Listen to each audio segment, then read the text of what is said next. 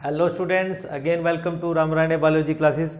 आपका Ramrane biology classes में फिर से स्वागत है। स्टूडेंट्स, आज का जो लेक्चर है that is for 10th class, और 10th क्लास के लिए हमने शुरू किया हुआ है चैप्टर लाइफ प्रोसेसेस। और लाइफ प्रोसेसेस में हम पढ़ रहे हैं ह्यूमन डाइजेस्टिव सिस्टम। देखिए बच्चों, हम पढ़ रहे हैं यहाँ पे top 20 MCQs exam level questions.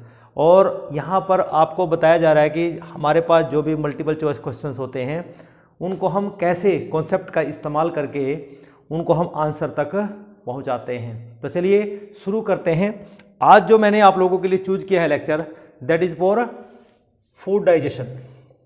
आज का जो हमारा टॉपिक है वो है फूड डाइजेशन, कि जितने भी टॉप 20 क्वेश्चन करेंगे हम फूड डाइजेशन के ऊपर बेस्ड होंगे। चलिए सबसे पहला क्वेश्चन चूज करते हैं। सम प्रोटियोलिटिक एंजाइम आर। सबसे पहले आपको बच्चों पता होना चाहिए प्रोटियोलिटिक एंजाइम होते क्या हैं। एक्चुअली प्रोटियोलिटिक एंजाइम होते हैं प्रोटीन डाइजेस्टिव एंजाइम्स।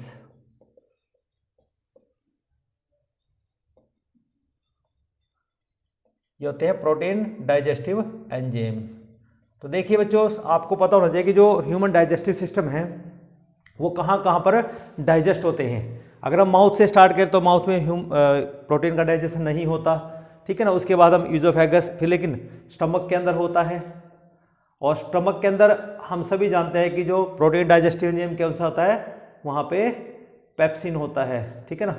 और इसके अलावा कोई प्रोटीन डाइजेस्ट यहाँ पर नहीं होता। उसके बाद फूड जाता है डिओडेनम में, और डिओडेनम में हम जानते हैं वहाँ पर जो फूड जो प्रोटीन का पार्ट डाइजेस्ट होता है वहाँ पर एंजाइम होते हैं हमारे पास। ट्रिप्सिन होते हैं, काइमोट्रिप्सिन होता है, और प्रोकार्बोक्सी पेप्टाइडेज होता है, ठीक है ना। ये तीनों के तीनों protein digestive enzyme pancreatic juice के हैं जो डिओडेनम पार्ट में आ जाते हैं। ओके, उसके बाद इंटेस्टाइनल जूस में फाइनल डाइजेस्टिव एंजाइम होते हैं। तो आप देख लीजिए कि यहाँ पर हमारे पास ऑप्शंस में क्या क्या दिया हुआ है। एक तो ट्रिप्सिन दिया हुआ है, पेप्टाइडेज दिया हुआ है, और पेप्सिन दिया हुआ है, ठीक है ना। तो हमारे पास देखिए पेप्सिन तो जो स्टमक के अंदर रिलीज होता है, गैस्ट्रिक ग्लैंड रिलीज करते हैं, वो तो यहाँ पर है। दूसरा हम देखते हैं कि यहाँ पर ट्रिप्सिन, ये हमारे पास जो पैंक्रियाटिक जूस का एंजाइम है जो स्मॉल इंटेस्टाइन के अंदर होता है, लेकिन अभी ये एंजाइम नहीं है। ओके, दूसरा अगर हम बी ऑप्शन देखें, अमाइलोप्सिन, स्टिप्सिन, टाइलिन। जो अमाइलोप्सिन है अमाइलेज का ही दूसरा नाम है, स्टिप्सिन मीन्स लाइपेज का दूसरा नाम है, और टाइलिन भी सलाइवरी अमाइलेज का ही नाम है। तो ये तो प्रोटीन डाइजेस्टिव एंजाइम नहीं हो सकते because they are carbohydrate digestive enzyme. तो amylase, lipase and zymase. Zymase एक तरह से फर्मेंटेशन में हेल्प करता है, जो ईस्ट सिक्रीट करता है, एक एंजाइम है फर्मेंटेशन के लिए। इस तरह यूरिएज, जाइमेज, डिहाइड्रोजनेज। तो these options are you can say incorrect. तो फिर हमारा जो ए के ऑप्शन बच जाता है वो है ए। लेकिन हमें सपोज इसका नहीं पता लग रहा है, लेकिन it is a final digestive enzyme, क्योंकि हम जानते हैं कि जो सक्कस एंटेरिकस है, सक्कस एंटेरिकस क्या होता है, ये है इंटेस्टाइनल जूस। ये इंटेस्टाइनल जूस है, इसके अंदर जो एंजाइम होगा मीन्स जो पेप्टाइड को डाइजेस्ट करता है, पेप्टाइड को डाइजेस्ट करने वाला फाइनल डाइजेस्टिव पेप्टाइडेज है। तो इसके हमारा राइट ऑप्शन यहाँ पे फर्स्ट वन बन जाएगा, trypsin, peptidase and pepsin is the right answer which are you can say proteolytic enzyme. चलिए सेकंड क्वेश्चन की ओर बढ़ते हैं। Digestion of starch takes place in. Starch means carbohydrate, और कार्बोहाइड्रेट का डाइजेशन आपको पता है बच्चों कहाँ से स्टार्ट हो जाता है। इट स्टार्ट्स और बिगिंस फ्रॉम द माउथ। ये माउथ से ही स्टार्ट हो जाता है। तो चलिए देखते हैं कि माउथ के अंदर क्या डाइजेस्ट होता है। और यहाँ पर जो ऑप्शंस हमारे पास गिवन है, स्टमक, डिओडेनम गिवन है, दूसरा buccal cavity and duodenum given है, बक्कल कैविटी, ईजोफेगस गिवन है, डिओडेनम ओनली। देखिए बच्चों, ईजोफेगस जहाँ पे आ जाए, हमें पता है ईजोफेगस में तो कोई भी डाइजेशन नहीं होता, तो इस ऑप्शन को तो हम पहले ही नेग्लेक्ट कर देंगे। उसके बाद बचते हैं हमारे पास तीन ऑप्शन में, स्टमक और डिओडेनम, दूसरा बक्कल कैविटी एंड डिओडेनम। तो जरा फोकस कीजिए स्टमक के ऊपर। स्टमक में आपको बताया गया कि मीडियम एसिडिक हो जाता है, और जब मीडियम एसिडिक होता है तो वहाँ पर कहीं भी स्टार्च डाइजेस्ट नहीं हो सकता। मीन्स कार्बोहाइड्रेट एसिडिक मीडियम में डाइजेस्ट हमारी बॉडी में नहीं होते। तो इसका मतलब जो ए ऑप्शन है ये भी हमारा गलत हो जाता है। तो अब बचते हैं हमारे पास दो ऑप्शन कि क्या सिर्फ डिओडेनम में होगा या बक्कल कैविटी और डिओडेनम में होगा। तो कंसेप्ट याद कीजिए बच्चों कि बक्कल कैविटी में आपको बताया जाता है कि वहां पर सलाइवरी एंजाइम होता है। कहां प्रेजेंट होता है सलाइवरी अमाइलेज? बक्कल कैविटी के अंदर होता है। ओके, और ये जो सलाइवरी अमाइलेज है स्टार्च के ऊपर एक्ट करता है और इसको तोड़ देता है किसमें? माल्टोज में। ओके, ये थोड़ा सा डाइजेशन वहां पर होता है, तो हमारा ये वाला पार्ट तो सही है। अब बात करते हैं डिओडेनम में, और डिओडेनम में बच्चों आपको पता है कि पैंक्रियाटिक सीक्रेशन आती है, और पैंक्रियाटिक सीक्रेशन के अंदर हमारे पास एक एंजाइम है जिसको हम बोलते हैं पैंक्रियाटिक अमाइलेज। ओके, ये पैंक्रियाटिक अमाइलेज जो है ये स्टार्च और कार्बोहाइड्रेट के ऊपर एक्ट करेगा और इसको डाइसैकेराइड्स में तोड़ देता। तो हमारा जो राइट आंसर होगा बच्चों यहाँ पर बी होगा। तो इस तरह से बच्चों हम अटेम्प्ट करना है क्वेश्चंस को में जो ऑड वन होते हैं पहले ही निकाल दो, उसके बाद जो रिमेनिंग आंसर्स बचते हैं उसके बारे में कॉन्सेप्ट का इस्तेमाल करते हैं। चलिए थर्ड क्वेश्चन ले लेते हैं। Major digestion in stomach of man is. अब मेजर डाइजेशन स्टमक का पूछा है कि स्टमक के अंदर मेजर डाइजेशन किस चीज का होता है। ओके, चलिए देखते हैं बच्चों, ऑप्शंस की तरफ देखते हैं। सबसे पहले हमारे पास ए ऑप्शन गिवन है proteins, B option carbohydrates, fats, all of these. Okay, चलिए वन वन हम अगर हम कार्बोहाइड्रेट की बात करते हैं, हम पहले ही बता चुके हैं कि जो कार्बोहाइड्रेट है एसिडिक मीडियम में डाइजेस्ट नहीं होते, तो ये ऑप्शन हमारा पहले ही नहीं हो सकता। दूसरा, जब हम फैट्स की बात करते हैं कि ये कहा जाता है कि गैस्ट्रिक जूस के अंदर small amount of lipase is secreted, लेकिन वहां पर सिग्निफिकेंट फैट का डाइजेशन नहीं होता, तो इसलिए फैट वाला ऑप्शन भी हमारा गलत हो जाता है। ऑल ऑफ दिस तो पॉसिबल नहीं है, तो हमारे पास एक बच जाता है प्रोटीन्स। तो proteins is the you can say constituent of the food whose major digestion occurs in the stomach. क्योंकि यहां पर क्या होता है कि एंजाइम का नाम है बच्चों पेप्सिन। ओके, ये पेप्सिन क्या करता है? प्रोटीन के ऊपर एक्ट करता है और इसको तोड़ देगा, इसमें पेप्टोन्स में तोड़ देता है, मीन्स पार्शियल डाइजेशन, और पेप्टाइड्स में ये इसको तोड़ देता है। तो हमारा राइट आंसर यहाँ पे क्या होगा? प्रोटीन्स ही होगा। तो major digestion in stomach occurs of proteins का मेजर डाइजेशन यहाँ पर होता है। चलिए नेक्स्ट क्वेश्चन देखते हैं। Amylase is enzyme for which of the substrate, की अमाइलेज जो है इनमें से कौन से सबस्ट्रेट के ऊपर एक्ट करता है। चलिए पहला सबस्ट्रेट हमारे पास है स्टार्च, जिसको हम पॉलीसैकेराइड कहते हैं। दूसरा है प्रोटीन्स के ऊपर एक्ट करेगा, या फैट्स के ऊपर एक्ट करेगा, या केन शुगर के ऊपर एक्ट करेगा। देखिए बच्चों, जब भी अमाइलेज की बात करते हैं, अमाइलेज जो एंजाइम होगा वो कार्बोहाइड्रेट को डाइजेस्ट करने वाला एंजाइम होगा, क्योंकि हम जानते हैं कि जब हम बक्कल कैविटी की बात करते हैं वहाँ पर भी एक अमाइलेज सीक्रेट होता है, मीन्स हमारी बक्कल कैविटी के अंदर सीक्रेट होता है salivary amylase. Okay, pancreatic juice के अंदर भी एक एंजाइम सीक्रेट होता है जिसको हम बोलते हैं पैंक्रियाटिक अमाइलेज। इसी तरह हमारे पास इंटेस्टाइनल जूस के अंदर होता है, उसको बोलते हैं इंटेस्टाइनल अमाइलेज। तो इसका मतलब क्या है कि तीन तरह के अमाइलेज हैं। तो यहाँ पर अमाइलेज एंजाइम विच सबस्ट्रेट, तो हमेशा किसके ऊपर? स्टार्च के ऊपर एक्ट करेगा। चलिए तो यहाँ पर राइट ऑप्शन हमारा हो जाता है ए, बाकी के सारे ये रोंग हो जाते हैं। क्यों? क्योंकि अमाइलेज सिर्फ कार्बोहाइड्रेट को डाइजेस्ट करने वाला एंजाइम है।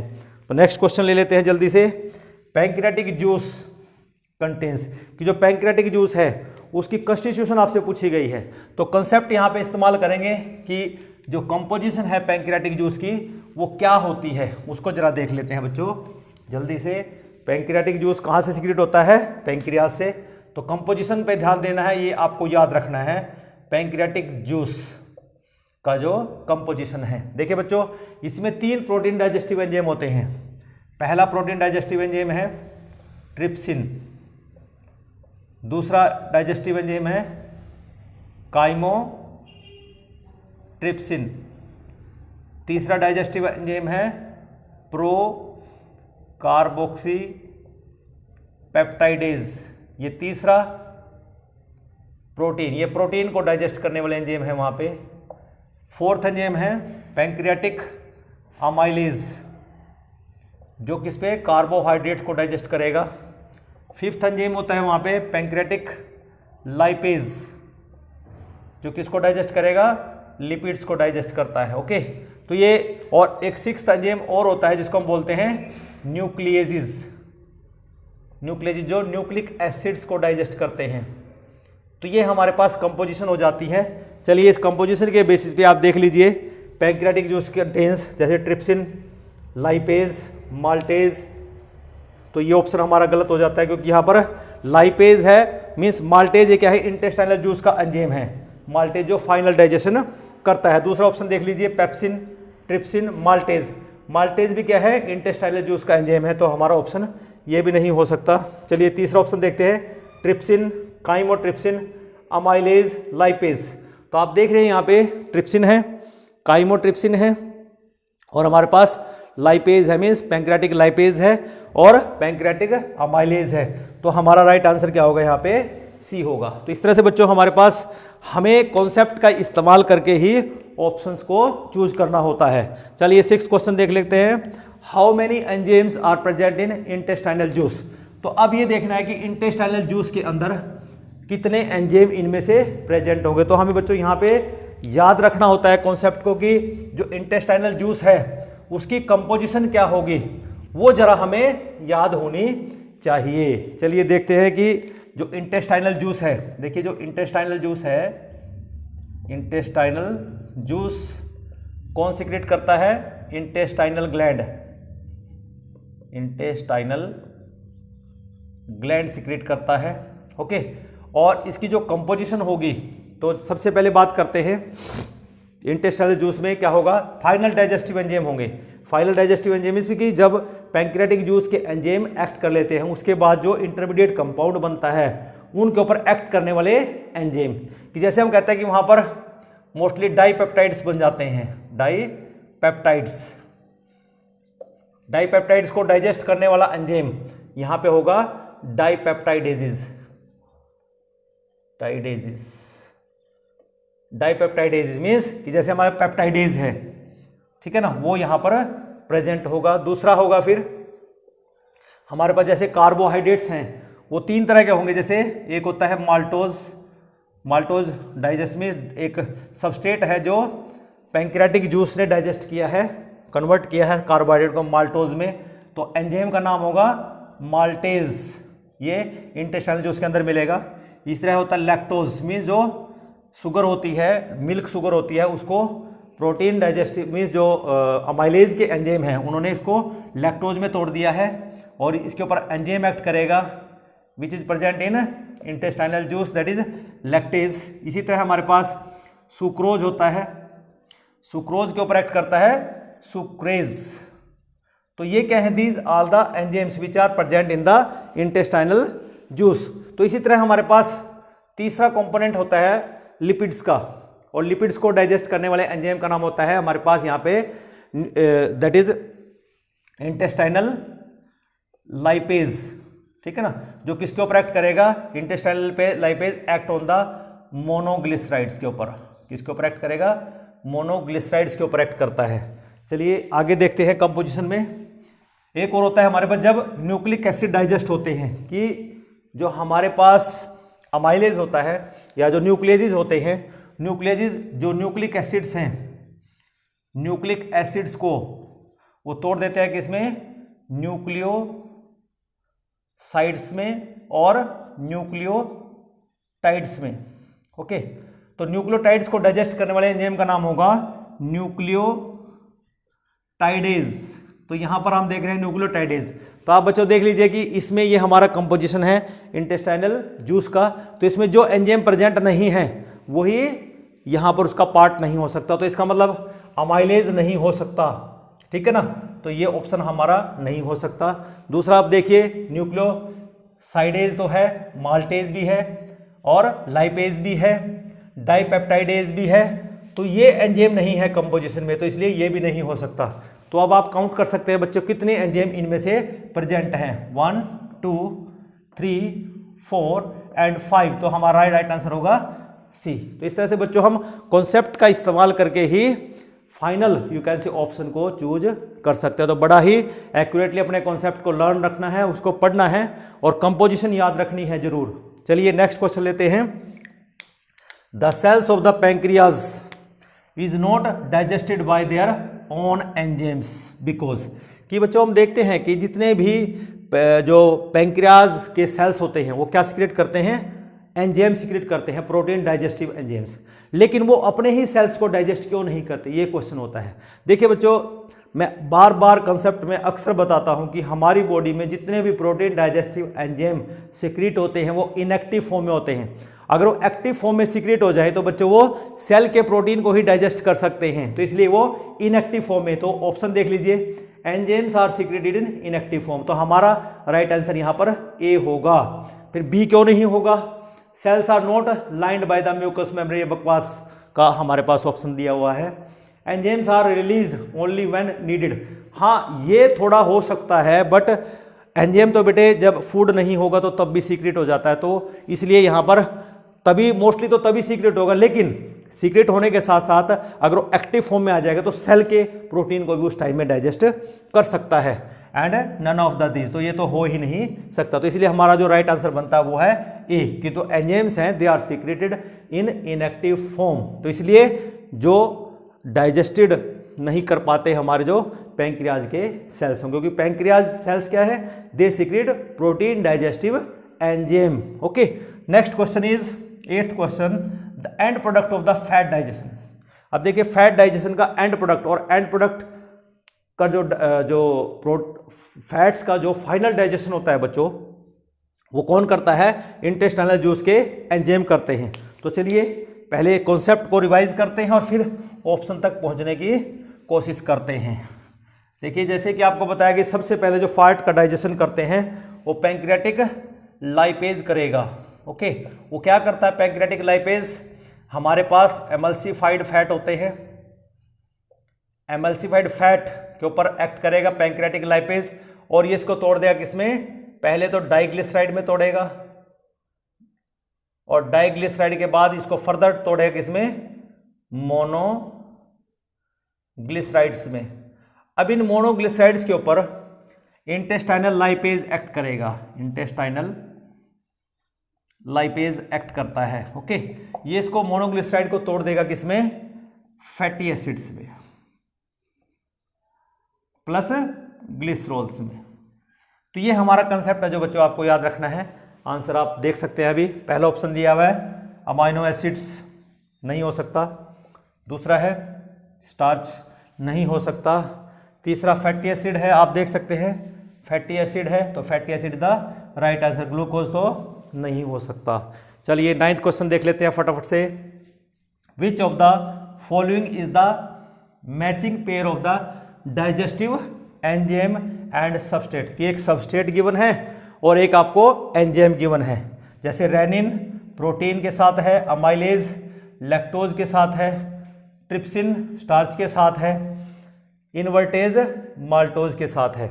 तो विच of the following is the matching pair, matching pair means कि जो करेक्ट पेयर है वो हमें देखना है। ओके, जैसे अगर हम बात करते हैं रेनिन की, और रेनिन होता है बेटे, ये सिर्फ हमें किसे मिलता है, बच्चों के अंदर, जब मिल्क के ऊपर डिपेंड रहता है ना छोटा बच्चा, तो उनके अंदर rennin means protein digestive enzyme होता है, तो ये हमारा राइट ऑप्शन यहां पर अवेलेबल है। फिर ये देख लेते हैं कि जो अदर ऑप्शंस हैं वो क्यों नहीं हो सकते, उनका भी पता होना चाहिए। जब भी आप किसी आंसर को चूज करते हैं you have to check that कि आपने इसी को क्यों चूज किया। ओके, तो चल देख लेते हैं कि जो अमाइलेज है, अमाइलेज बच्चों हमें पता है कि लैक्टोज, लैक्टोज क्या है, लैक्टोज एक यू कैन से जो मिल्क शुगर होती है, जब उसके ऊपर पैंक्रियाटिक अमाइलेज एक्ट कर लेता है, ओके, वो कन्वर्ट कर देगा उसको किसको, लैक्टोज में। तो ये हमारे पास राइट पेयर नहीं है, ठीक है ना, क्योंकि ये जो अमाइलेज है इसके ऊपर एक्ट नहीं करता लैक्टोज के ऊपर, ठीक है ना। नेक्स्ट है ट्रिप्सिन एंड स्टार्च, तो ट्रिप्सिन जो एंजाइम है प्रोटीन डाइजेस्टिव एंजाइम है, तो स्टार्च को डाइजेस्ट नहीं कर सकता। इसी तरह इन्वर्टेज है, माल्टेज के ऊपर एक्ट नहीं कर सकता। तो इस तरह बच्चों हमारा जो राइट ऑप्शन होगा वो रेनिन जो है मिल्क प्रोटीन के ऊपर एक्ट करता है। Now 10th question, one of the following is needed for the conversion of the trypsinogen into the trypsin. Very important question and कई बार पूछा जा चुका है, हायर क्लासेस में भी पूछते हैं। देखिए बच्चों, जैसे आपको बताया जाता है कि हमारे पास जो प्रोटीन को डाइजेस्ट करने में जो पैंक्रियाटिक जूस है, पैंक्रियाटिक जूस के अंदर 3 एंजाइम है जो इनएक्टिव फॉर्म में रिलीज होते हैं। एक है हमारे पास ट्रिप्सिनोजन, दूसरा है काइमोट्रिप्सिनोजन, ये इनएक्टिव एंजाइम है, और एक होता है प्रो कार्बोक्सी पेप्टाइडेज। ये तीनों के तीनों क्या है, इनएक्टिव प्रोटीन डाइजेस्टिव एंजाइम है। ठीक है ना, तीनों प्रोटीन को डाइजेस्ट करने वाले इनएक्टिव एंजाइम है। अब क्वेश्चन ये है कि यहां पर जो ट्रिप्सिनोजन है, ओके, इसको ट्रिप्सिन में कौन कन्वर्ट करता है? एक्चुअली एक एंजाइम है, मीन्स जो इंटेस्टाइनल जूस का एंजाइम है, इंटेस्टाइनल जूस का एक एंजाइम होता है, नाम है उसका एंटेरोकाइनेज। ओके, ये क्या करता है बच्चों, ये ट्रिप्सिनोजन के ऊपर एक्ट करता है और इसको ये ट्रिप्सिन में कन्वर्ट कर देता है। किस में कन्वर्ट कर देता है? ट्रिप्सिन में। और ट्रिप्सिन फर्दर क्या करेगा, इन सब को एक्टिवेट कर देगा। मीन्स काइमोट्रिप्सिन को, ट्रिप्सिनोजन को काइमोट्रिप्सिन में, ठीक है ना, और प्रो कार्बोक्सी पेप्टाइडेज को कार्बोक्सी पेप्टाइडेज में।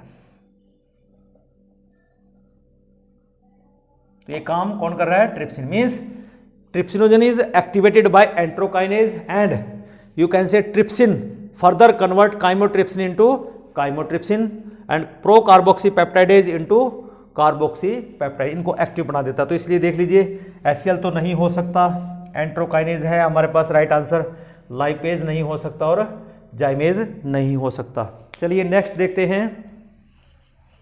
नेक्स्ट है फिर हमारे पास 11th question, that is 11th question is the enzyme lactase occurs in, कि वो सलाइवा के अंदर मिलेगा, पैंक्रियाटिक जूस के अंदर मिलेगा, इंटेस्टाइनल जूस के अंदर मिलेगा या स्टमक के अंदर मिलेगा। देखिए बच्चों, कंसेप्ट है कि जो लैक्टेज है, हमें पता है कि ये लैक्टोज के ऊपर एक्ट करेगा, और लैक्टोज क्या है, ये लैक्टोज के ऊपर एक्ट करेगा। कौन एक्ट करेगा? लैक्टेज। और मीन्स लैक्टोज क्या है? पार्शियल डाइजेस्टेड फूड है, मीन्स जो मिल्क शुगर है, मिल्क शुगर को तोड़ दिया गया है किसमें? लैक्टोज में। अब इसका फाइनल डाइजेशन हो रहा है, और final digestive enzyme they are secreted by the intestinal juice. तो हमारा आंसर यहाँ पर सी होगा। Now second next question 12th is the pH of the amylase present in saliva. देखिए बच्चों, हम माउथ या बक्कल कैविटी की बात कर रहे हैं, और वहाँ की पीएच बड़ा ही यू कैन से मेन होता है for the digestion of the carbohydrates. देखिए जो हमारा माउथ है या बक्कल कैविटी है, उसकी जो पीएच है वो स्लाइटली एसिडिक रहती है। अब एसिडिक और बेसिक कैसे पहचानेंगे? ये हमारे पास पीएच स्केल है, हम कहते हैं कि यहाँ पर ये 7 पे आके न्यूट्रल होता है, और जब इधर जाएंगे मीन्स 14 तक जाएंगे तो ये क्या हो जाएगा? बेसिक होता है। और जब हम इधर 0 से स्टार्ट करते हैं तो जब इधर जाएंगे क्या हो जाएगा? एसिडिक। तो जैसे मैंने बोला कि याद रखना है आपको, जब भी अमाइलेज की एक्टिविटी की बात होती है, ये स्लाइटली माउथ के अंदर बात हो रही है कि सलाइवा की बात हो रही है, सलाइवा के अंदर प्रेजेंट होता है अमाइलेज, वो किस पीएच पे काम करता है? हमेशा याद रखना स्लाइटली एसिडिक पे। तो यहाँ पर जो स्लाइटली एसिडिक है वो कौन सा होगा?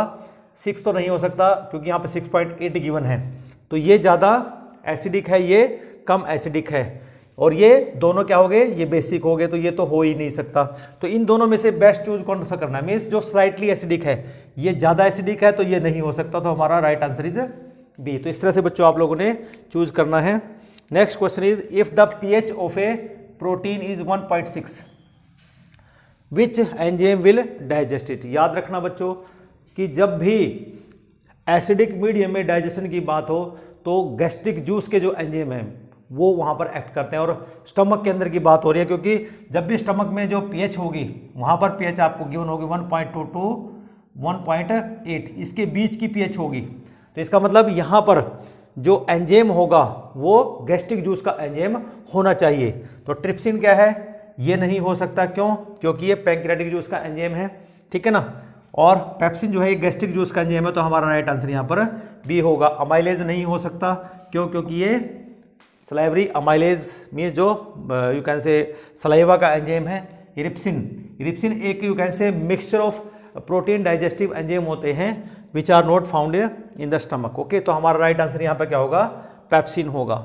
चलिए, pH of the pancreatic juice is about. अब देखिए पीएच पूछ लिया किसका, पैंक्रियाटिक जूस का।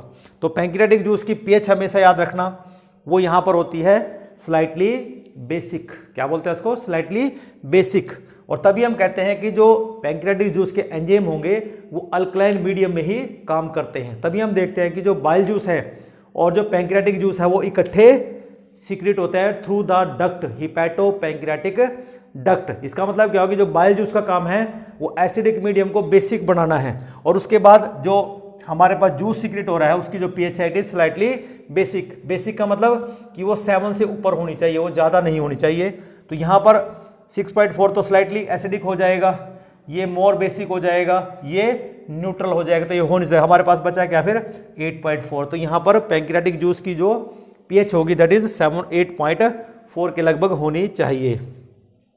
इन इंटेस्टाइन पीएच वैल्यू, अब इंटेस्टाइन की पीएच की बात कर रहे हैं।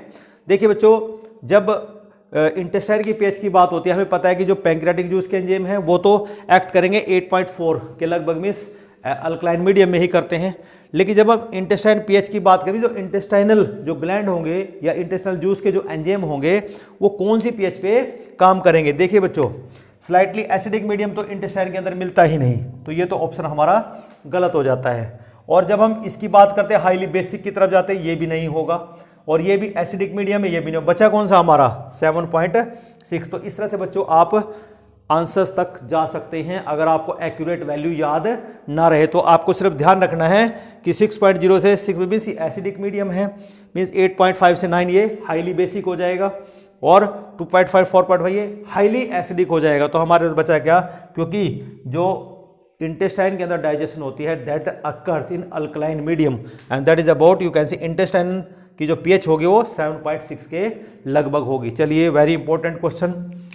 HCl is highly acidic but walls of the stomach do not dissolve by its action because, देखिए हम ये कहते हैं कि जो HCl सीक्रेट हमारे स्टमक के अंदर होता है, मीन्स जो इंटेस्टाइनल जूस के अंदर सीक्रेट होता है वो हमारी स्टमक के वाल को क्यों कोरोड नहीं करता, क्यों नुकसान नहीं पहुंचाता। देखिए 4 ऑप्शन गिवन है कि जो हमारी स्टमक वाल है कवर्ड बाय थिक क्यूटिकल। देखिए बच्चों, जो क्यूटिकल होती है मोस्टली हमारे अंदर तो नहीं मिलती क्यूटिकल, ठीक है, जो प्रिवेंट करे, तो ये ऑप्शन तो बिल्कुल रॉन्ग है। ओके, नेक्स्ट है not affected by the HCl। देखिए कुछ बच्चे इसके लिए जा सकते हैं, लेकिन क्वेश्चन यही है कि क्यों अफेक्ट नहीं करता, तो इसलिए हम इसको अभी होल्ड पे रख लेते हैं। आगे देखिए, secreting some enzyme against the HCl। देखिए आपको गैस्ट्रिक जूस का कंपोजिशन यहां पर याद रखना है कि वहां पर जो कंपोजिशन है वो कैसी है, वो मैं आपको एक बार फिर से रिवाइज करा देता हूं कि कंपोजिशन क्या है यहाँ पे गैस्ट्रिक जूस की। देखिए जो गैस्ट्रिक ग्लैंड है हमारे पास, गैस्ट्रिक ग्लैंड के अंदर 3 तरह के सेल पाए जाते हैं। एक होता है पेप्टिक सेल, जो क्या सीक्रेट करते हैं, पेप्सिन सीक्रेट करते हैं। दूसरा होता है हमारे पास पैरिएटल सेल्स, या इनको ऑक्जेंटिक सेल्स बोल देते हैं। ऑक्जेंटिक सेल्स ये क्या सीक्रेट करेंगे, HCl सीक्रेट करेंगे। तीसरा हमारे पास होता है यहां पे नेक सेल्स, या इनको हम गॉबलेट सेल्स बोल देते हैं। ये क्या सीक्रेट करते हैं, म्यूकस सीक्रेट करते हैं। ओके, ये हमारे पास कंपोजिशन है किसका, गैस्ट्रिक जूस का। तो यहां पर इस कंपोजिशन में कहीं भी गिवन नहीं है कि वो ऐसे एंजाइम सीक्रेट करते हैं जो HCl के खिलाफ काम करे, और ऐसा कोई एंजाइम बना भी नहीं आज तक, तो ये ऑप्शन हमारा नहीं हो सकता। फिर आता है covered by thick layer of the mucus, तो ये हमारा राइट आंसर हो सकता है। तो जैसे हमने होल्ड में रखा था नॉट अफेक्टेड बाय HCl। देखिए बच्चों, जब एसिड होगा और हाईली कंसंट्रेटेड होगा तो वो अफेक्ट तो करेगा, लेकिन उससे प्रिवेंट कौन करता है, म्यूकस। जो यहां पर ये जो नेक सेल्स या गोबलेट सेल्स होते हैं, ये क्या करते हैं कि जो स्टमक की वाल है उसको ये थिक लेयर से ऐसे कवर करके रखते हैं, जिससे वहां पर उसके ऊपर जो HCl है वो अपना एक्शन दिखा नहीं सकता। तो हमारा राइट आंसर यहाँ पे क्या हो जाएगा, D is the right answer. चलिए 17th क्वेश्चन देख लेते हैं। The amino acid produced by digestion are absorbed by from the intestine through, कि जब अमाइनो एसिड बन जाते हैं हमारे स्मॉल इंटेस्टाइन के अंदर तो उनका डाइजेशन होने के बाद एब्जॉर्प्शन कैसे हो पाता है। चलिए देखिए 4 ऑप्शंस गिवन है हमारे पास। कॉन्सेप्ट मैं आपको रिवाइज कराता हूं अभी कि क्या लैक्टील के थ्रू होता है, रेक्टम के थ्रू होता है, blood capillaries in the villi होता है, या लैक्टील एंड ब्लड कैपिलरीज के थ्रू होता है। देखिए बच्चों, सबसे पहले समझेंगे कि लैक्टील क्या है, विलाई क्या है। ओके, देखिए जब भी हम हमारी स्मॉल इंटेस्टाइन की बात करते हैं, जो इनर वॉल है हमारी ये, ठीक है ना, ये ऐसे नहीं होती, इट इज ए फोल्डेड। कैसे होगी फोल्डेड? इस तरह से फिंगर लाइक प्रोजेक्शंस बनाती है ऐसे, और इन फिंगर लाइक प्रोजेक्शंस को ही हम क्या बोलते हैं? विलाई। तो विलाई क्या होंगी? इस तरह से बनी होंगी villi, these are the villi. और ये जो विलाई होंगी, they are supplied with the blood vessels, इनके अंदर ब्लड वेसल सप्लाई होंगी कि, और इनके अंदर लिम्फेटिक सिस्टम भी होगा ऐसे, ये लिम्फेटिक वेसल्स हैं ऐसे, ये लिम्फेटिक वेसल्स हैं, और they are supplied with the blood vessels, और ब्लड वेसल्स ऐसे सप्लाई होती है यहां से ऐसे, इधर से, मीन्स एक वेन होगी, एक आर्टरी होगी, और आपस में ऐसे जुड़ी होंगी। ओके, मान लो ये हमारे पास आर्टरीज है और ये वेन्स हैं, तो इसका मतलब जो बीच का पार्ट है ये लिम्फेटिक वेसल है, इसको हमने लैक्टील बोल दिया यहाँ पे। ओके, और ये हमारे पास lymph you can say capillaries होगी, कैपिलरी नेटवर्क जिसको हम बोलते हैं, मीन्स एक हमारे पास आर्टीरियल कैपिलरीज होगी और दूसरी हमारे पास वेन्स कैपिलरीज हो गई। तो इसका मतलब क्या हुआ कि बात क्वेश्चन ये है कि हमारे पास जो अमाइनो एसिड डाइजेस्ट हुए हैं, मीन्स ये अमाइनो एसिड यहाँ डाइजेस्ट हो चुके हैं, इनका ऑब्जर्प्शन कैसे होगा, ठीक है ना बच्चों। तो देखिए जो अमाइनो एसिड है बच्चों, वो तो डायरेक्ट कैपिलरीज के थ्रू ही एब्जर्व हो जाएंगे, ठीक है ना। तो कैपिलरीज के थ्रू मीन्स ब्लड कैपिलरीज के थ्रू हो जाएंगे, मीन्स लैक्टील के थ्रू नहीं होगा, इसके थ्रू तो सिर्फ फैट्स का ऑब्जर्प्शन होता है। याद रखना बच्चों यहाँ पे कि जो लैक्टील है, मीन्स ये जो हम लैक्टील देख रहे हैं बीच में, इसके थ्रू सिर्फ किसका ऑब्जर्प्शन हो रहा है? फैट्स का ऑब्जर्प्शन हो, means fatty acid they are absorbed by the lacteal. Rectum नहीं करती कोई भी ऑब्जर्प्शन, ठीक है ना, फूड का। फिर blood capillary is the right answer, तो ये हमारा डी ऑप्शन ऑटोमेटिक रॉन्ग हो जाता है यहाँ पे। चलिए 18th क्वेश्चन देख लेते हैं। Rennin act on the milk protein and converts. देखिए बच्चों, जो रेनिन है ये सिर्फ इन्फेंट्स, जो ह्यूमन इन्फेंट्स होते हैं और यू कैन से जो काफ्स होते हैं जो मिल्क के ऊपर डिपेंड रहते हैं, उनमें ये सीक्रेट होता है। तो ये क्या करता है? ये सिर्फ इतना काम करता है कि जो मिल्क प्रोटीन है, मीन्स मिल्क प्रोटीन सोल्यूबल होगा, मीन्स मिल्क प्रोटीन, ठीक है ना, मिल्क प्रोटीन होगा, ये सोल्यूबल होगा, इसको ये कन्वर्ट कर देगा, means rennin into casein. Casein क्या है? एक इनसोल्यूबल प्रोटीन है, और मीन्स कि ये जो केजिन है it is milk protein. Okay, इसके ऊपर जब रेनिन एक्ट करता है, ये इसको कन्वर्ट कर देगा पैराकेजिन में, पैराकेजिन में, और पैराकेजिन इज इनसोल्यूबल है। क्या है ये? इनसोल्यूबल। और केजिन क्या है? ये सोल्यूबल प्रोटीन है मिल्क के अंदर। इसका मतलब क्या होगा कि जो रेनिन है वो कोएगुलेशन का काम करता है। किसका काम कर रहा है? कोएगुलेशन। मिल्क को कर्डल कर देगा, उसको फाड़ देगा और उसको इनसोल्यूबल उसमें कन्वर्ट कर देगा, मीन्स पैराकेजिन में कन्वर्ट कर देगा। और पैराकेजिन के ऊपर फिर क्या करेगा? वहां पर जो पैप्सिन होगा वो उसको एक्ट करेगा और अमाइनो एसिड में तोड़ने का काम वहां पर करता है। तो चल देख लीजिए, केजिनोजन, केजिन में ये नहीं हो सकता, केजिनोजन इंटू पैराकेजिन ये नहीं हो सकता, casein into paracasein, means B is the right answer. Okay, now 19th question, a digestive enzyme functional only in the infants. बड़ा इंपॉर्टेंट क्वेश्चन है कि अभी हमने प्रोटीन को बोला कि यहाँ पर प्रोटीन डाइजेस्टिव रेनिन होता है, लेकिन ये प्रो रेनिन की फॉर्म में होता है, ये भी HCl की प्रेजेंस में ही एक्टिव होता है। तो यहाँ पर एक एक्टिव एंजाइम है जो सिर्फ बच्चों में पाया जाता है, उसका क्या नाम है? लैक्टेज है? नहीं, ये फाइनल डाइजेस्टिव एंजाइम है गैस्ट्रिक लाइपेज। मीन्स जैसे हम कहते हैं ना कि जो गैस्ट्रिक जूस है उसके अंदर लाइपेज पाया जाता है, but it is active only in the infants. तो हमारे पास राइट आंसर यहां पर होगा gastric lipase is the functional enzyme which is only and only found in the infants. चलिए लास्ट क्वेश्चन देख लेते हैं। Function of the HCl in the stomach, कि जो HCl सीक्रेट हो रहा है स्टमक के अंदर, उसका मेन फंक्शन क्या रहता है? देखिए बच्चों, हम बाहर से चीजें खा रहे हैं, तो जब बाहर से चीजें लेके खाएंगे, मीन्स फूड खाएंगे या कोई भी यू कैन से ड्रिंक लेंगे, तो उसके साथ माइक्रो ऑर्गेनिज्म हमारी बॉडी के अंदर एंटर कर सकता है। तो उसके अंदर माइक्रो ऑर्गेनिज्म को किल करने के लिए भी हमारी बॉडी के अंदर एक बैरियर दिया है भगवान ने, जिसका नाम HCl है। तो हमारा right answer kill the micro organisms, right answer है। फिर क्वेश्चन आता है कि अदर क्यों नहीं, देखिए facilitate absorption of the food, और हमें पता है कि स्टमक के अंदर कोई भी एब्जॉर्प्शन नहीं होता, तो इसलिए ये हमारा रॉन्ग आंसर है। डिसॉल्व्स एंजाइम, कि किसी एंजाइम को नुकसान ये एंजाइम नहीं पहुंचाता, इवन ये क्या करता है, ये एंजाइम को एक्टिव बनाता है। None of these automatically cancel हो जाता है। तो इस तरह से बच्चों आज का हमारा लेक्चर यहीं पर हम खत्म करेंगे। जो अगला लेक्चर होगा that is about the, you can से, last topic of the human digestive system, that is absorption, और यू कैन से डिफरेंट जो एबनॉर्मली और यू कैन से जो डिसऑर्डर्स हो जाते हैं डाइजेस्टिव सिस्टम के, उनके ऊपर लेक्चर बनाएंगे। तो आज का लेक्चर बच्चों अगर आपको अच्छा लगा हो तो मेरे चैनल को लाइक करें, सब्सक्राइब करें और दूसरों के साथ शेयर जरूर करें। और जो नए व्यूअर्स जुड़ रहे हैं उनसे मेरी रिक्वेस्ट है वो मेरे चैनल को जरूर सब्सक्राइब करें और दूसरों के साथ शेयर करना ना भूलें। तो अगले लेक्चर के लिए इंतजार कीजिए। Till then have a nice day. Thank you.